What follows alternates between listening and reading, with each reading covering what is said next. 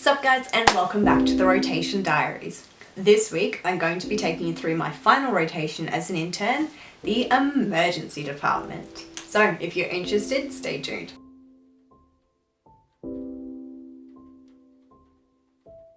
So my personal experience in the emergency department will be very different to yours, I'm sure. I actually did my emergency rotation in a very small rural hospital. So I worked for the majority of my internship in my JHO year in a secondary hospital. I did my surgical rotation, as you saw last week, in a private hospital. And I did my emergency department rotation in a very small rural hospital. So again, your mileage may vary, your outcomes may vary, but this is my experience. Now, working in a small emergency department definitely has its pros and it definitely has its cons. It was really well staffed. Obviously, no matter where you are in medicine, you always feel like you're a team member short because there's so much to do. But it was really well staffed, really well supported, and when we did have the bigger incidents, we could handle it. But again, a lot of the time it was really simple stuff. I saw things in the emergency department in this hospital ranging from a small cut, from bushwalking, allergy to mango sap. I saw asthma attacks, I saw heart attacks, quite a few of them actually. We realized one, which was exciting. I saw horrendous respiratory distress where we actually had to intubate someone. I saw snake bites, I saw broken bones, I saw so much. I could sit here forever, but I'm not going to. What I'm trying to get at is it was really varied. So a typical day would depend on the shift that you were on. If I was on the morning shift, I'd get there, we would have a team meeting where the nighttime staff would then hand over to the morning staff, telling us who was still in the department and if we were anticipating any ambulances or anyone to rock up to the ED. After that, it was go time. So if a patient presented, they would get triaged, which is where they meet one of our triage nurses who takes a very brief history. You know, what are you here for? I'm here for shortness of breath, chest pain, a script, blah, blah, blah. They would then assign a category to this, which is, are they needing to be seen right now or else they'll die? So that's a Cat 1, or they through to a Cat 5, which is, they can wait. Most often, people would fit into the category 3. So they need to be seen, but not imminently. You know what I mean? As an intern, quite often I was best suited to be seeing categories 3, 4, and 5. But as I got more experience, as the team got to know me, and as I got to know them and where everything was, I was allowed to see some of the Cat 2s, very rarely the Cat 1s, but obviously category 1, meaning life is about to expire and you need to do something now, meant that we often needed all hands on deck anyway. So I was involved. Yay! Once you've been triaged, if I call you up as the intern, I introduce myself, wash my hands, all that jazz, and get the history. History taking is the most important part of any part of medicine. You can get a diagnosis from history only. You cannot often get a diagnosis just from examination, but examination is really important too. So obviously once I've taken the history, I would examine. So say someone came in with belly pain, I'd ask the general questions. Where is it? When did it start? Does it go anywhere? What's it associated with? What makes it better? What makes it worse? And I'm looking at that pattern recognition. Then I'd examine, starting with the vital signs and your general appearance, feel your belly, because this is belly pain I'm talking about, and see if there was any tests that I could do.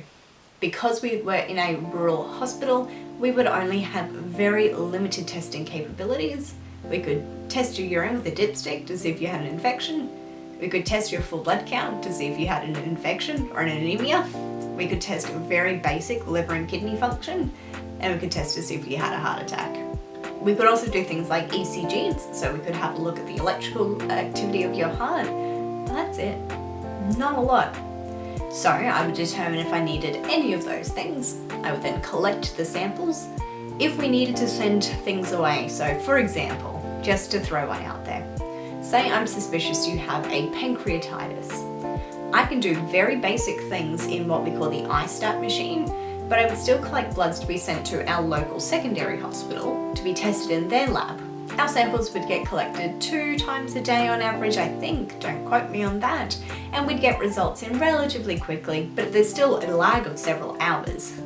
several hours, sometimes overnight, sometimes the next day.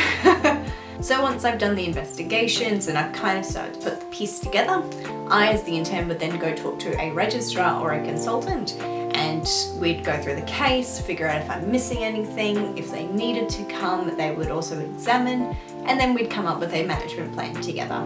Because I did my emergency department placement at the end of my internship, I was expected to be able to come up with management plans as well. But at the very beginning of internship, you may need to work up to that point.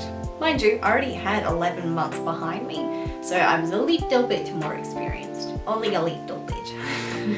And the day would continue like that. If I was in the afternoon shift, obviously I'd just kind of jump in. And if I was in the evening shift, same thing.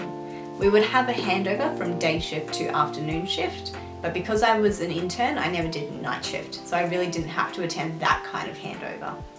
That being said, sometimes I did finish at midnight, so you know, stuff happens in emergency departments and sometimes you stick around. Highlights, that's a hard one.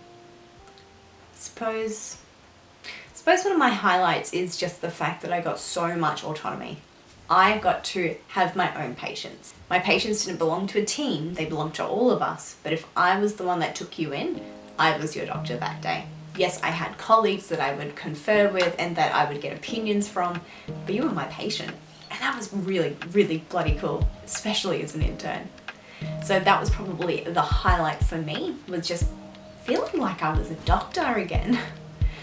Internship has so many pros, don't get me wrong, but one of the cons is the secretarial stuff. You feel like you're just someone's personal assistant sometimes. Do the notes, chart this for me, do this, blah, blah, blah. You don't really make those decisions, especially in rotations like surge and medicine. You're just kind of told what to do, and very rarely were you allowed to make any decisions, which is fair. This is not me complaining about it, it's just the fact. Whilst in ED, kind of got to decide. If I looked at someone and I thought they need a bag of fluid, I put up a bag of fluid. So that was really, really, really cool for me. The downsides, of course, as you can imagine, is the stuff we saw that came in.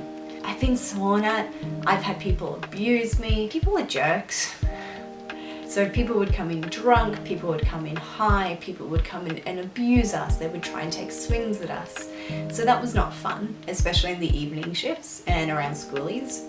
But the other negative part is just how sick people got. And that autonomy I mentioned before when I was like, yeah, you're my patient and I'm looking after you, that bites you in the butt when something goes wrong. If someone starts to get really, really sick, that's on you. And you have to fix it quickly. Again, this is not to say I wasn't supported at all. I really, really was. But it's scary. It's scary when someone comes in, they've got a little bit of a niggling pain and you think, could this be a heart attack? Or could this be reflux? And then you treat it like reflux and then they suddenly start getting really grey and sweaty and you think, oh shivers, that's a heart attack. That particular case didn't happen to me, but you can see how easily it could, right? And that's scary. Luckily, we had no deaths in the ED when I was there, so you know, go team. But yeah, it can be really, really scary. We had car accidents where we would get the phone call from the ambo saying, hey, we've got a 3-vehicle car accident with 6 casualties coming your way, and you think, right, this is it, we've got to steal up. We don't know what's coming through the door, we don't know how many are grievously injured or if they all come out with a scratch. For some people, that adrenaline rush is just amazing, and that's what they love, and that's when they go into emergency. For me, yeah, it kind of felt cool and I kind of liked the adrenaline rush, but I'm definitely much more of a calm and planned and here's my day planned out for me and I'm be seeing this person at this time type person, which is why I'm in GP. So tips. So tips for the rotation: brush up on your basics, brush up on your CPR, brush up on the resuscitation time frame. How many rounds of chest compressions do you have to do before you do adrenaline? How many rounds of chest compressions do you do before you have to give shocks? Which rhythms are shockable, which rhythms aren't? Knowing that, or at least briefly knowing that, will save lives, and it will make you a much more useful member of the team if you can sort of go, yes, I know, I can do this, I can do that. This is not to say you're going to be running anything. What if you are? The other thing is get comfortable and confident with your venesection and your IV cannulation. Really, really helpful. Take care of yourself on these rotations. Shift work sucks. Make sure you are getting enough water. Don't just drink coffee. Make sure you're eating a wide variety of fruits and vegetables and starches and proteins and things like that. Make sure that you are looking after your own mental health. It can be a really rough term. And make sure to debrief with your colleagues. Even if nothing goes wrong, debriefing so you can see how things could have and how to prevent it in case they do. Really, really important. So, diary entries. This one is dated the 9th of November 2017. I'm now in emergency.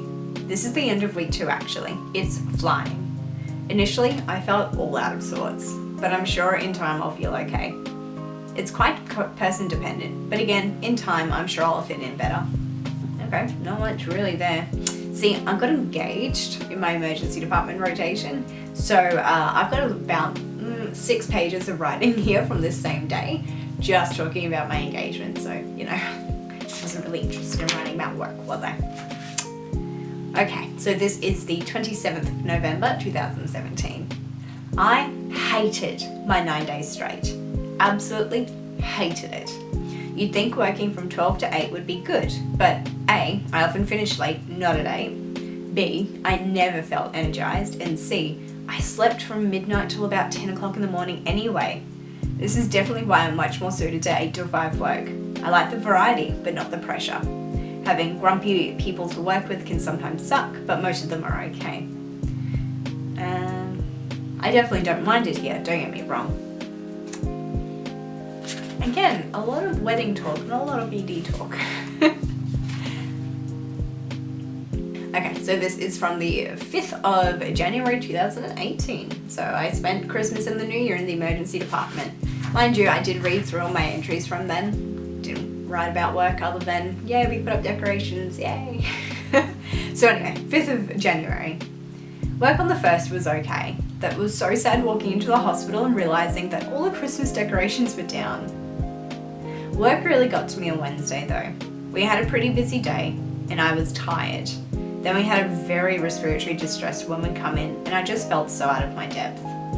I realized she shouldn't have been there in the first place. She should have gone straight to the to the secondary hospital. I just felt so out of my depth.